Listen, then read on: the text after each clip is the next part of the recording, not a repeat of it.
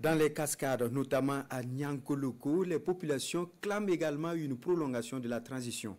Au meeting d'hier, elles n'ont pas manqué de traduire leur soutien au capitaine Ibrahim Traoré, au VDP et au FDS de la localité dans leur action de reconquête du territoire national. Lamine Karantaou et Salam Dabal.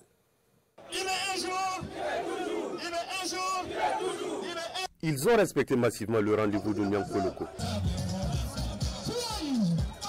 Suite à l'appel de la section provinciale de la coordination nationale des associations de la veille citoyenne, les populations des cascades réaffirment une fois de plus leur soutien indéfectible au camarade capitaine Ibrahim Traoré, chef de l'État, président de la transition. Il y avait une nécessité, bien entendu, d'organiser une telle manifestation, parce que si vous avez souvenance, il y a exactement plus d'une année, il était difficile justement de venir à Nyankoloko parce que Nyankoloko était placé dans une zone rouge.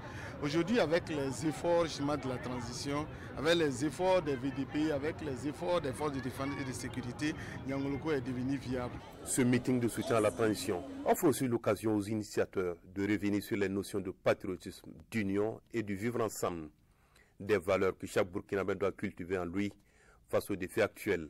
Pour cela, nous lançons un appel à l'ensemble des Burkinabés et spécifiquement aux femmes d'être des témoins de paix à travers la sensibilisation pour une cohésion sociale, un vivre ensemble, une paix profonde. Il a été demandé justement aux populations de rester soudées, de rester unies autour justement de l'objectif principal justement qui est la recherche de la paix et également d'emprunter la voie du développement.